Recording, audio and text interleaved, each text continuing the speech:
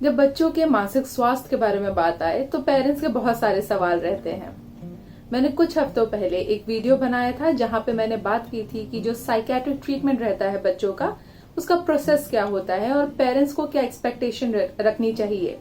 उस वीडियो के बाद में मुझे मेरे सोशल मीडिया पेजेस में कई सारे क्वेश्चंस आए थे कि पेरेंट्स को कौन कौन से सिम्टम्स या साइंस बच्चों में देखने चाहिए, वो सारे कौन से ऐसे साइंस होते हैं जहां पे पेरेंट्स को पता चल जाए कि बच्चे को किसी तरह की मदद की जरूरत है। नमस्ते, मेरा नाम है रिम्पा सरकार और आज के इस वीडियो में हम जानेंगे कि पेरेंट्स को वो कौन से सिम्टम्स और साइंस के बारे में याद रखना चाहिए जहां से पता चलेगा कि बच्चे को अभी थेरेपी की या साइकियाट्रिक ट्रीटमेंट की जरूरत है। पर इससे पहले कि हम शुरू करें, आप अगर इस चैनल में पहली बार आए हैं तो सब्सक्राइब करना मत भूलिए। तो चलिए जानते हैं इसके बारे में। जब बच्चों के मानसिक स्वास्थ्य के बारे में बात आए तो फिर कई बार ये मुश्किल हो जाता है बताने के लिए कि जो उनके अलग से बिहेवियर या इमोशनल चेंजेस दिख रहे हैं वो उनके ग्रोथ की वजह से है या फिर वो साइकोलॉजिकल इशू है। पर इन सब में पेरेंट्स को एक चीज जानने की जरूरत है कि लोगों में जो डिप्रेशन, एंजाइटी, ADHD या दूसरे जो भी मानसिक बीमारियां होती है वो बच्चों में भी देखे जाते हैं। और कई बार ऐसा होता है, हमारे पास ऐसे कोई पेशेंट आए जो अभी एडल्ट है, उनकी जब हम हिस्ट्री निकाले तो पता चलता है कि वो सारे सिम्टम्स उनको बचपन में भी ही थे, पर शायद उनके पेरेंट्स ने उस टाइम पे वो नोटिस नहीं किया होगा या शायद वो उनको उतना जरूरी नहीं लगा होगा। पर क्योंकि उसका ट्रीटमेंट उस टाइम पे नहीं किया गया, जिस वजह से वो लोग जब एडल्ट हो जाते हैं तब उनको वो सारे सिम्टम्स और वो सारे डिसऑर्डर्स को एक्सपीरियंस करना पड़ता है। मैं इससे पहले कि साइंस के बारे में बात करूं, कुछ ऐसी चीजें हैं जो बहुत ही इम्पोर्टेंट है पेरेंट्स को याद रखने की, जिसके बारे में मैं आखिरी में बताऊंगी कि आपको अच्छे से याद रहे। तो इस वजह से इस वीडियो को आखिर तक जरूर देखिए। तो चलिए जानते हैं वो साइंस क्या है जो हमें नोटिस करने चाहिए बच्चों में। तो मैं बच्चों की जो साइंस है वो दो कैटेगरीज में बताऊंगी। सबसे पहले उन बच्चों के बारे में बात करेंगे जो बहुत छोटे होते हैं।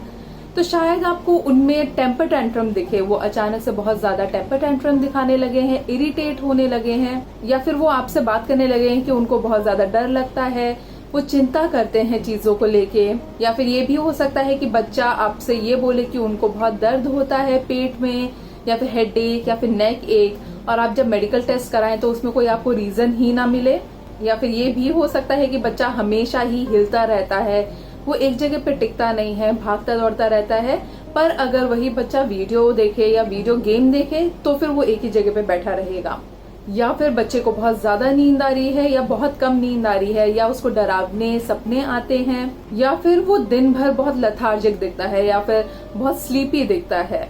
या फिर ये भी हो सकता है कि वो आपसे ये बोले कि उनको अपने दोस्तों के साथ में खेलना नहीं है या खेलने का मन नहीं है, या फिर वो अपने उम्र के दोस्त बना नहीं पाते हैं, और अगर दोस्त बना भी ले तो उनके साथ में वो फ्रेंडशिप सस्टेन नहीं कर पाते हैं। या फिर ये भी हो सकता है कि उनके एकेडमिक्स में बहुत ज्यादा ही डिफरेंस आ गया है पहले से परफॉर्मेंस में, या फिर वो कंसंट्रेट नहीं कर पा रहे हैं, पढ़ नहीं पा रहे हैं, और अगर टीचर कुछ बोर्ड में लिखवाते हैं तो वो बच्चा नोट भी नहीं कर पाता है, या वो हमेशा नोटबुक को अनफिनिश्ड ही रखता है। और आपको ये भी दिख सकता है कि बच्चा बार बार अपनी चीजों को चेक करता रहता है, क्योंकि उसको ये डर लगता है कि अगर वो नहीं करेगा तो उसको या उसके परिवार वालों को किसी को कुछ हो जाएगा। बड़े बच्चों में आपको ये सिम्टम्स दिख सकता है कि जो चीजें उनको पहले करना पसंद थी वो चीजें अभी उनको करना पसंद नहीं है, उसमें कोई इंटरेस्ट ही नहीं है उनको। उनमें पहले जितनी एनर्जी हुआ करती थी अभी बहुत ज्यादा कम हो चुकी है उसके कंपैरिजन में। बहुत ज्यादा सोते हैं या बहुत कम सोते हैं, या दिन भर बहुत ही स्लीपी दिखते हैं। वो अकेले में वो ज्यादा टाइम निकालने लगे हैं, उनको दूसरों के साथ में, अपने दोस्तों के साथ या फैमिली मेंबर्स के साथ में रहना उतना ज्यादा अच्छा नहीं लगता है अभी। आपको ये भी दिख सकता है कि बच्चों को ये डर लगे कि उनका वजन ना बढ़ जाए बहुत ज्यादा, तो इस वजह से वो डाइट करते हैं बहुत ज्यादा ही, या फिर बहुत ज्यादा ही एक्सरसाइज करते हैं अपने उम्र के हिसाब से ज्यादा। आपको बच्चों में सेल्फ हार्म के, मतलब कि अपने आप को चोट पहुंचाने के सिम्टम्स या बिहेवियर भी दिख सकते हैं। ये भी हो सकता है कि बच्चा बहुत ज्यादा स्मोक करने लगा है या ड्रिंक करने लगा है या फिर ड्रग्स लेने लगा है। डिस्ट्रक्टिव बिहेवियर भी हो सकता है बच्चे का, रिस्क टेकिंग बिहेवियर हो सकता है, वो अपने फ्रेंड्स के साथ में या अकेले में रिस्क लेने लगे हैं, जैसे कि वो रेकलेस ड्राइविंग करें या फिर कोई और बिहेवियर। सुसाइड करने के थॉट्स हो सकते हैं उनमें। और ये भी देख सकता है कि अचानक से बच्चा बहुत ही ज्यादा हाई एनर्जेटिक हो गया है, उसमें उनको नींद की भी जरूरत नहीं हो रही है, पर फिर अचानक वो बहुत ज्यादा ही सैड दिखने लगते हैं, एनर्जी नहीं है उनमें। तो ये एलिवेशन भी आपको दिख सकता है उनके बिहेवियर में। और ये भी हो सकता है कि आपका बच्चा आपको ये बोले कि उनको लगता है उनको कोई फॉलो कर रहा है, या फिर उनको ऐसा लगता है कि वो किसी ऐसे इंसान की आवाज सुन रहे हैं जो दूसरे नहीं सुन सकते हैं, या फिर उनका माइंड कोई कंट्रोल करने की कोशिश कर रहा है। अगर आपको इनमें से कोई सिम्टम्स आपको ऐसे दिखाई देते हैं आपके बच्चे में और आपको नहीं समझ आ रहा है क्या करना है, तो सबसे पहले आप ये कीजिए कि उनके जो क्लास टीचर हैं उनसे जाके एक बार बात कीजिए और पता कीजिए कि उनका स्कूल में कैसा बिहेवियर है, अगर आपको उसके बारे में अब तक नहीं पता है तो। अगर आपको ये नहीं पता है कि आपको किस प्रोफेशनल के पास जाना चाहिए, तो अगर आपके बच्चे का कोई पीडियाट्रिशियन है या कोई फिजिशियन है, अगर आपका बच्चा बड़ा है तो उनके पास में जाके आप उनसे रेफरेंस ले सकते हैं। इसके अलावा साइकियाट्रिक जब ट्रीटमेंट उनका स्टार्ट हो तो उसके बाद में आपको क्या एक्सपेक्टेशन रखनी चाहिए वो जानने के लिए आप मेरा पिछला वीडियो देख सकते हैं जिसका डिस्क्रिप्शन बॉक्स में लिंक है। और इन सब के बाद में जिसके बारे में मैं बात कर रही थी कि जो चीज आपको याद रखनी चाहिए, उसमें 2 चीज हैं जो बहुत ही इम्पोर्टेंट है। सबसे पहला ये है कि ये सारे सिम्टम्स या इसमें से कोई भी सिम्टम आपको आपके बच्चे में कुछ हफ्तों से लगातार दिख रहा है। जब मैं कुछ हफ्ते बोल रही हूँ तो मिनिमम आपको 2 हफ्ते वेट करने की जरूरत है।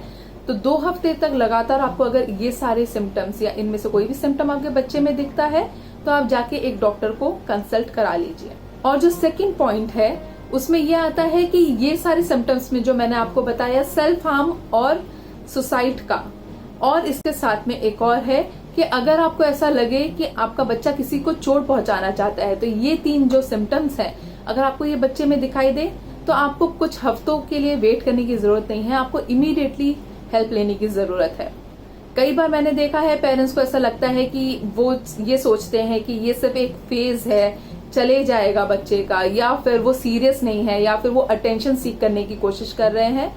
अगर वो भी कारण सही भी हो तो भी आपको जल्दी से जल्दी एक प्रोफेशनल से कंसल्ट कराने की जरूरत है, क्योंकि हो सकता है कि बच्चा इम्पल्सिविटी में आके भी वो सारी चीजों में एक्शन ले ले, जिस वजह से हो सकता है कि उनकी जान खतरे में आ जाए या किसी और की जान खतरे में आ जाए। तो ये 2 पॉइंट है जो आपको हमेशा याद रखने की जरूरत है इन सिम्टम्स के साथ में।